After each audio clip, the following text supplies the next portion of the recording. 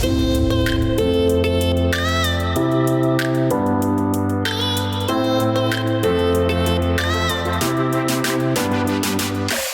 time for another episode of the Shaun Tabatt Show, a podcast where I connect you with thought leaders from across the globe, digging into some of my favorite topics like personal development, marketing, spirituality, and pretty much any other shiny object that happens to catch my attention. Today, my special guest is David Edwards, and we're going to be discussing his brand new book, Mystify: Encountering God in the Elements. David, it is always a pleasure to speak with you, my friend. Welcome back to the show. Oh, it's really exciting to be here. Just love hearing your heart, seeing what you're doing on your show and how you're bringing just so many both mature voices and emerging voices and just putting it out there. So it's great to be here, man. Thank you. Yeah, God certainly blesses me with a wide array of folks to speak to, and I have a blast doing it. I enjoy every single interview that I get to conduct. Now, it's been a while since you were last on the show, so we're going to kick this off the same place we did last time, and that is with a bit of the David Edwards origin story for the men and women who are meeting you for the very first time in our conversation today. What do they need to know about you? I love Jesus, burning on fire for him. I gave my life to the Lord in 1997 at the age of 16. And just quickly went from a lifestyle of just having the idea that God existed out there somewhere. But then all of a sudden he just came slamming into my personal life, and went from being distant to just right at me. The youth pastor at the youth group I was at said, Jesus wouldn't only wash the disciples' feet, he would wash your feet. And that just rocked my world. And I gave my everything to him. That's right around the time Brownsville revival was occurring. And so we heard about God moving down there. So I went down there to School of Ministry and spent a couple of years in that environment. Straight out of that environment, went to Africa to preach the gospel because that was the core thing to do. So God moved in amazing ways there. Then we felt like we were supposed to come back to America. And after a season, we had this burning desire to take the School of Ministry experience and create our own School of Ministry, even after serving at Bethel, Atlanta for 10 years and serving their School of Ministry as well. And so recently we just moved to Florida, and we're launching School of Revivalist here to try to take that learning environment back to the origin of where we were at with Brownsville and see God really touch the Panhandle. But not only that, really just, especially in our day and age, just see a grassroots revival just spark with other fires that are already burning, to add our special sauce, as Leif Hetland would say, to the table, and see the kingdom of God advance in our generation. Awesome. Thanks for sharing a little bit of your backstory. Next, let's get into the story behind the book. Just like every author has their own origin story, I feel like every book has its own origin story. You've written a number of books and resources through the years, so what was it that set you down the path to put together Mystify? How'd this get started? So we served our Papa Leif Hetland for several years in Atlanta before I transitioned to Florida. And I was in his office one day and he walked by me and he said, Dave, you're more than a revivalist. And I was like, what? I even have a shirt on that says revivalist. And I didn't know what that meant because my whole life from Brownsville to Bethel to all of this stuff was all engaged in being a revivalist, someone who's supernatural in our generation, who's had God move in signs, wonders, miracles, and all these things. So when he said that, that was the invitation for me and my wife, Alicia, to be a son and a daughter. And being a son and a daughter is something we had some spiritual mothers, fathers in our life who are very transformative. It was the first time someone who had an apostolic role looked at us and said son and daughter. And so from that point on, everything began to transition. We began to look at life and ministry differently. So Papa Leif sent us out on a ministry trip to Alabama and gave us his blessing. And so on that trip, it's one of the chapters in the book in Mystify, we began to see God move in the elements in a ministry setting. And so that kicked off this story, this season from 2016 until the early part of 2019, before I started writing the book, of where we began to experience God move in the elements, earth, wind, fire, water. And so going through this journey, I kind of saw a bookend of how it started here and kind of it got to not an ending, but an expansion point. And I thought, man, that's a great season of life to chronicle. Most of my other books have been really more like Jesus books, kind of teaching books and revelation books. And I really feel like this just needed to focus on the story of God moving in these incredible ways. So that's kind of how it got born. And in terms of, I guess you might say the experience you're inviting the reader into, obviously there are stories, there are testimonies. what do you want to do in the life of the reader as they experience this material? So my favorite verse is Romans 8:19. It says, "All creation groans for the sons and daughters of God to be revealed." And the Passion says, "The universe is standing on tiptoe, yearning for the revealing of God's glory as sons and daughters." And so who we are as people is to understand our identity as a son and a daughter. And when Leif called us a son and a daughter, we began to mother and father a region. So the whole point of the stories of encounter there is so people discover their identities and their place as sons and daughters of God. And when the sons and daughters of God are revealed, creation itself, including the four elements, begin to respond to kingdom family in the earth. And when kingdom family shows up in the earth, you see revival happen. And my definition of revival is when creation is restored to God's original design and intent. And if you look back at the very beginning, you had Father loving Son, Son loving Spirit, Spirit loving Father. Their whole goal in creation was to reproduce that. And so now you have Father loving Son, Son loving Bride, Bride loving Spirit, Spirit loving Father. So we find our place in the heavenly family. And the whole story of Mystify, for me, is to see sons and daughters rise up. So my point for the reader is to see themselves as son and daughter of God and then begin to experience God in these amazing ways. And they'll watch the culture around them shift and transform so that the will of heaven becomes the will of the earth. Well, next, let's kind of get into some of the meat from the book. With a book with this many chapters, I'm like, let's cherry pick a few that might be interesting to have you share about. We're going to stick with the elemental themes. That's not to say you don't have other chapters in the book. This is not simply a 4-chapter book. Just want to make that clear. But yeah, first, let's have you take us into your chapter on Earth. What are some of the things we're going to encounter or experience there? So that really kicked things off. That was a little bit before we had that encounter with Leif, but it kind of set up it was kind of like the plane turning on the runway, getting ready to come out, and to be aware that God moved like this. I was praying in my study one day, and not this study, the study at my house in Georgia, but I was on my hands and knees, facing the carpet, in the right posture. And man, I didn't feel a thing. It was dry as could be. And I began to think, well, maybe this is one of those times when God's going to reward me in the future for praying through a session now, where I'm just not feeling it, just not in the mood. And as I'm having those thoughts, all of a sudden I hear these thumps, and I'm like, what was that? Like somebody came up on my front porch. And instinctively I knew, or by the Spirit, I knew that nobody was there. It wasn't the UPS man, walking up with a package, because all of a sudden the spiritual world became more alive. And then in the next moment, my house began to shake and vibrate. Now, I've been in a couple of light earthquakes, and it wasn't that. It was like this fine, like rapid buzzing, like bzzz. I looked around, like, yep, my house is shaking. And so it wasn't like one of these moments for me to where I was like, oh, Jesus, thank you. I was like, oh my gosh, this is actually happening. Like I stumbled into something I'd been praying for a long time. And as that began to happen, it shocked my way of thinking. And so it's bzzz, and I was praying right underneath this chandelier above me. And I remember thinking, I hope that doesn't fall and stab me in the back. Now, thankfully it didn't. That would be a weird move. But so it starts shaking and vibrating. I have no idea how long it lasted. It's whenever you have encounters like this, sometimes time becomes a secondary factor.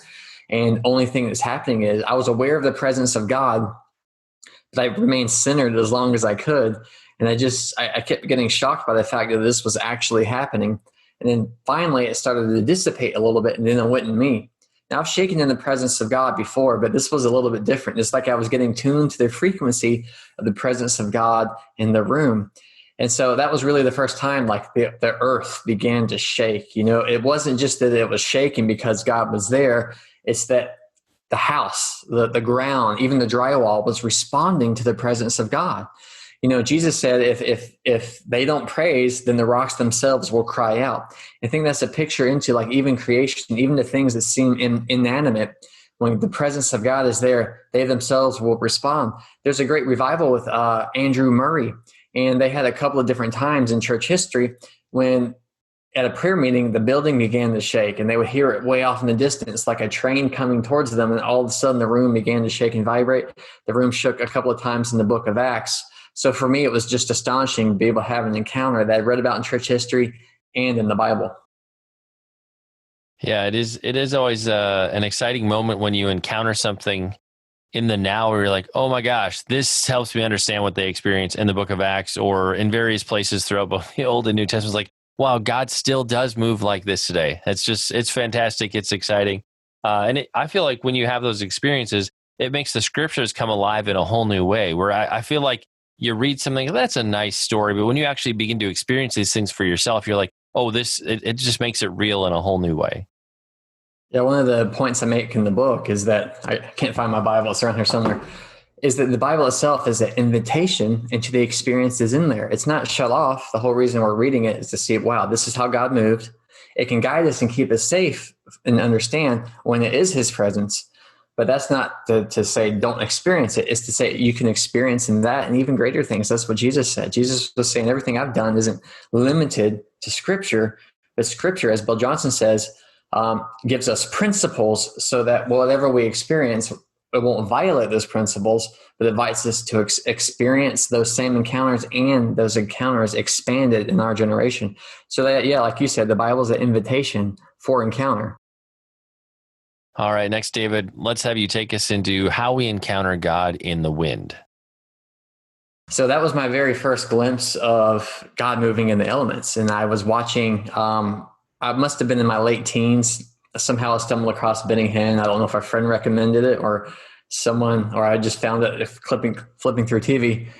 But I saw his meetings and I saw God touching people in powerful ways. And I had no grid or thinking as to whether or not it was authentic. I saw it. The spirit inside of me began to burn. So I thought, I want to experience all of God. And so one of his meetings, the wind blew through there. And I was like, oh, wow, like God can move that way.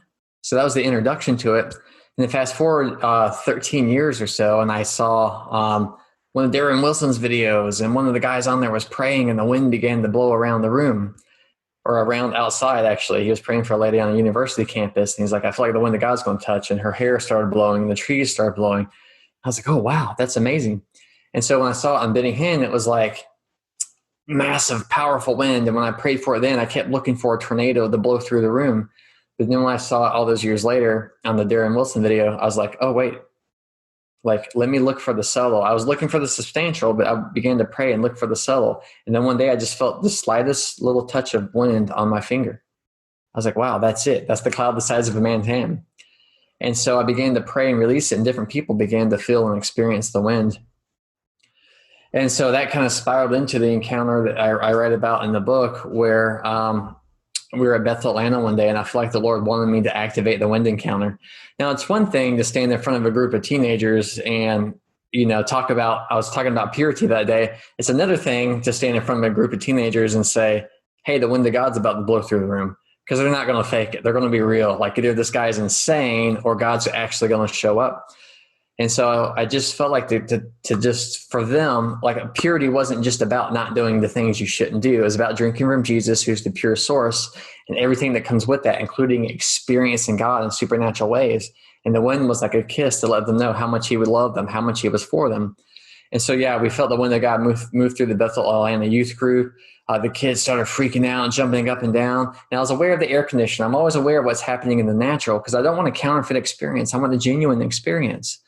And the air conditioner was blowing one way. The wind of God overpowered it and blew in a different way. And it was just this amazing experience. And then it became you see it in the book. It goes from chapter to chapter to chapter. It kind of expands, and people begin to get healed when the wind would show up, and different things began to happen like that as well.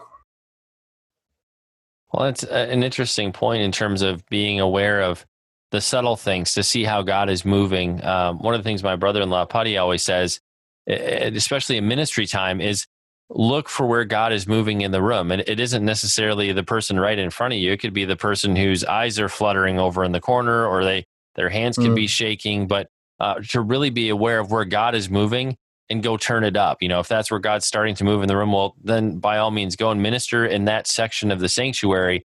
And often what will happen, kind of like what you described, where it will start flowing across the whole room. Like, it'll expand and it'll move, but it usually starts in one place. And we have to be able to have an awareness to see, all right, God's doing something over there.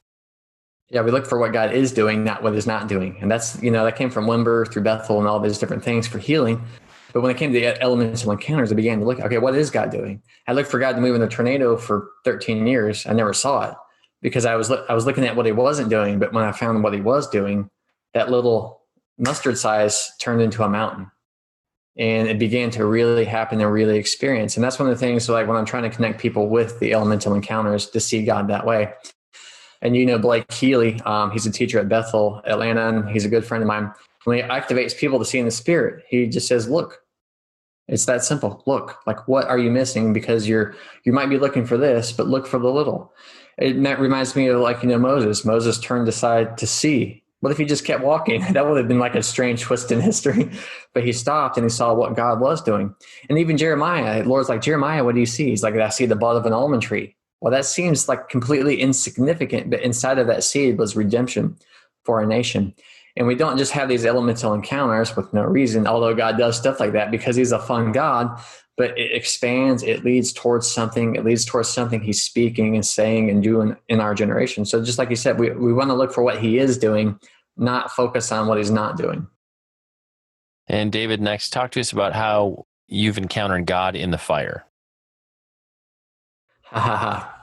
So after this amazing trip to Anniston, Alabama, where we saw God not only move in the elements, like the building shaking, the wind came in, we saw healings and several other things you can read about. It was just astonishing. We were just flabbergasted. We're in the middle of nowhere, Alabama, and God moved significantly. And so we were so excited to come back and tell Papa Leif all the stuff because he had sent us out like on our first trip. And so we're sitting in his office and whoa. And we're telling him all this amazing stuff about how creation responded when the kingdom family appeared and how it really felt like family there. And then we forgot to tell him one detail. We're like, oh, but wait, there's more. So after the amazing meeting, which you can read about in the book, the youth went back to the church that night to pray. And when they went back to church that night, the ground underneath the church began to shake. And we told him like, oh yeah, we almost forgot to tell you, we got the report on the way home that the building began to shake after that. And as we said that, I'm sitting here, my wife Alicia was beside me and Leif was kind of across in front of us. And so the windows are behind us. And then he has like this interior office, a little hallway. Have you been to his office? Yeah. Yeah. So that little hallway next to where you kind of walk in his office, it has no windows. So as we're talking, for some reason, I was just kind of, zoned out, not zoned out, but like just, I happened to turn my gaze towards the hallway. And right when I did that, lightning strikes right inside of the building. And it was this blue, whoa, it just struck in here too. I don't know if you saw a glitch. Lightning strikes right inside the building. And it was like a blue pillar with like wings coming up. And then Alicia saw like this fiery flash. And then Leif, who saw it from his peripheral, was like, did you guys see that? We're like, yeah, we saw it. He's like, it was like the flash of an old timey camera. I was like, yeah, that's like what it was. But then the thinker kicks in. I'm like, oh, wait a minute. Is the building on fire? So we all get up, we go in that room and there's no burn marks or anything. Wasn't it an angel? Was it the fire of God, the lightning of God appearing? I think it was both and, because when you get into the spiritual world, it doesn't operate according to the natural world. And so that was the kind of the lightning encounter. There's another fire encounter in the book. But as we began to celebrate God moving in the elements and kingdom family, that was like an exclamation point, literally, with fire and lightning of what God was doing. Well, and we would be doing a disservice if we didn't cap it off by having you comment about encountering God in the water. So tell us about that. So yeah, as we go through the whole book, you have story after story. And I began to recognize a pattern. And I knew God was not just moving in the elements, even though he does do that. It was going somewhere. There was a point. It reminded me of the story of Elijah on Mount Sinai. He said God caused the wind to blow and the rocks to smash and the fire to appear, but that wasn't the end of what he's doing. Most translations say God wasn't in it, but if you kind of look at it in the Hebrew, it meant it wasn't the end. It was going somewhere. And so at the end of those different encounters, he heard the still small voice of God. I was like, wait a minute. When all the elements come together, you have the voice of God. What does that remind me of? It reminds me of the voice of Jesus in Revelation, where it's the sound of many waters. And so I knew we were having these experiences to experience God's voice in a brand new way. Now, I felt a little bit of the water in some meeting somewhere. It was really subtle, but we were fast forwarding to kind of the encapsulation of the season to having a substantial experience. So we were at a meeting with my friend Brian Guerin, who's actually going to be in Florida this week. But I went to ministry school with him, and he's kind of known for having these amazing glory encounters. So we're in a meeting with him in Atlanta, and I mean, God started doing crazy stuff. Feathers were popping in the room, diamonds were appearing. It's almost like the stuff you read about that happens in the throne room in heaven began to happen. You saw those same things manifest in the earth. And I'm like, wow, like all of a sudden, like it got ramped up, and it's like it went from like glory to glory. And I had short sleeves on, and it began to feel like something on my arm.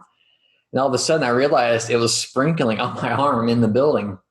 And I was like, what? Wait, oh, the water encounter. And I got super excited because I'd already started writing this book.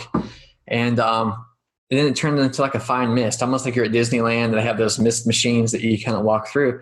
And so this amazing mist began to show up. And it was really just, I brought all the encounters together right at this season where I was concluding writing the book. And I just revealed God's voice. Kingdom family is what I really feel like he's speaking through these encounters. And to experience God in this way is to just ramp up our experience and our identity. One of the things that Leif says is, he said, I have apostleship and I had leadership, but I didn't have sonship. But when I got sonship, all the other ships sank, and he became a father to nations. And so I think sonship and daughtership is especially in our hour, is a crazy need. And I think God's grabbing the attention through moving in the elements, and really speaking to us in a new way, which is the definition of the water encounter, the voice of Jesus, the sound of many waters. Well, I just want to tack onto that in terms of God calling his sons and daughters home. I can't think of a more needed thing in this generation. We always talk about fatherless generations, but I feel like we've had multiple fatherless and motherless generations where, I feel like it was definitely a thing amongst those of us who are Gen Xers. And then I feel like it's gotten progressively worse with the millennials and the Gen Zs, where kids are just kind of left to their own devices literally with their devices, but just on their own, doing their own things. And God is calling us home to be part of the family and just to have a place to belong, and to know where we come to. We have to know where we've come from in him to know the future he wants to take us into. And if we don't have that, we're listless, we're lost, we're like the Israelites out wandering in the desert, just kind of not going anywhere. So yeah, I think that's very timely for this season. God is always calling his sons and daughters home, but it's hard to think of a more lost people right now as we see what's going on in our own country and around the world. But that was my little tangent. We're going to get back to the book now. Even when the Israelites were wandering in the desert, they had the elemental encounters to help guide them through. So it's an interesting point. Nice way to tie it back to the book. That was an impressive transition. Props for that. I'm impressed. David, if you had to sum it up, when the reader gets to the last page, they close that back flap. If they've discovered that one key thing, they're shifted in one specific way, how do you hope everybody emerges on the other side of reading this book? I hope they have the awakening that, wow, like my father is amazing. I'm his kid, and that life isn't limited by the natural realm. The natural realm is the setting for heaven to fill earth. So just like, I can't remember their names, Peter and the other kids went through the closet to Narnia, we have this invitation to go from heaven to earth. And I think that's why Lewis even wrote that book, was to say there's a bigger realm out there. And if we're not satisfied in this realm, Lewis says, it must be that we're made for a bigger and more amazing world. And when I read the Bible, I'm like, wow, there's an amazing world, an amazing life. It's not just that I'm saved. It's the fact that, wait, salvation is the revelation that I'm a son or a daughter, and that I get to explore this amazing kingdom, this unlimited. It's unfathomable. It's undescribable. And when you look at John's story of Revelation, and when we try to put that into earth, it sounds all crazy because it's not just this apocalyptic thing, which means revelation, but it's this thing that denotes joy and bliss and fun. And so if I can give if someone can get anything out of this, is that God's fun, you're his good son and daughter, and that the rest of your life can be lived in a limitless way of heaven touching earth through your life. And I'm always curious to find out how you as the author were shifted in the journey. I feel like whether it's your first book or your 51st book, you're having to wrestle with and process things in a new way when you're writing it down and you're kind of putting it out into the world. What did you learn? How did God shift you or impact you along the journey of writing Mystify? Yeah, Mystify, it was a stretch because, again, it was a radical shift from how I'd written before. And I wanted the whole book to like whet the reader's appetite for, an invitation to experience. And my journey has been a long one in writing. I started out writing blogs, and then I threw those blogs into a book, and I thought, wow, bestseller. Not realizing, okay, this is the beginning of a journey where I'm going to have to learn a skill that I thought I had, but I didn't.